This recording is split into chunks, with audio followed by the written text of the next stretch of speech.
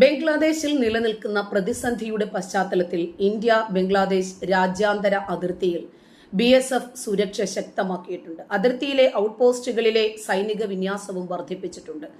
കാര്യക്ഷമമായ നിരീക്ഷണം ഉറപ്പാക്കാൻ എല്ലാ നിരീക്ഷണ ഉപകരണങ്ങളും ഉപയോഗപ്പെടുത്തുമെന്ന് കൂച്ച് ബെഹാറിലെ മാതാഭംഗിയിൽ 166-ാം ബറ്റാലിയനിലെ BSF ഉദ്യോഗസ്ഥർ അറിയിച്ചു. ചെറിയ മഴയെ അവഗണിച്ച് രാത്രിയിൽ പട്രോളിംഗ് നടത്തുന്നുണ്ട്. ഇന്ത്യ ബംഗ്ലാദേശ് അതിർത്തിയിലെ സ്ഥിതിഗതികൾ നിരീക്ഷിക്കാൻ BSF ഈസ്റ്റേൺ കമാൻഡിന്റെ അഡീഷണൽ ഡയറക്ടർ ജനറലിന്റെ നേതൃത്വത്തിൽ ആഭ്യന്തര മന്ത്രാലയം ഒരു കമ്മിറ്റി തന്നെ രൂപീകരിച്ചിട്ടുണ്ട്.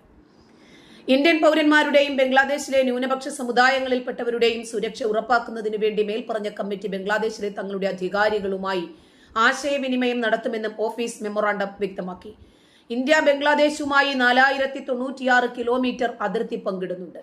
ഇപ്പോൾ കലുഷിതമായ കലാപ സാഹചര്യങ്ങൾ നിലനിൽക്കുന്നതുകൊണ്ട് ഇന്ത്യ